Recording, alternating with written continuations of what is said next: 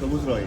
দেখছেন যে এখানে বড় বড় কোম্পানি যত বেশি শরীর দেখাইবা তত বেশি অ্যাওয়ার্ড পাইবা। শরীরের কোন কোন অংশগুলা দেখাইলে অ্যাওয়ার্ড পাইবা সেগুলাও তুমি প্র্যাকটিক্যালি শিখে আসতে হবে।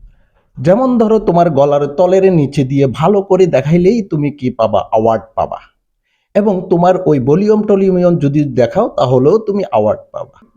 শরীর প্রদর্শন করানোর পর অ্যাওয়ার্ড পাওয়ার পরে আমাদের গাভিনেত্রীগুলা কি খুশি, 32টা দাঁত সব স্যাগায় বার করে দিয়ে প্রমাণ করিতেছে যে আমি অ্যাওয়ার্ড পাইছি, দেখছোস আমি অ্যাওয়ার্ড পাইছি।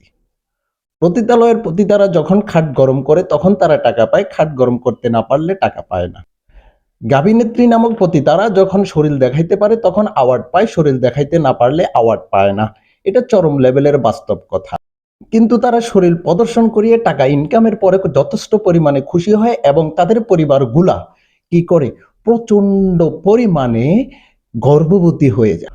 গর্ভবতী না হয়ে কি করবে, যে মেয়ের ঢেকে ঢুকে চলার কথা ছিল সে মেয়ে যখন খোলাসা করে তখন আব্বার চোখেও পড়ে, আম্মার চোখে পড়ে। কত বড় নির্লজ্জ পরিবারগুলোর থেকে এরা উঠে আসে।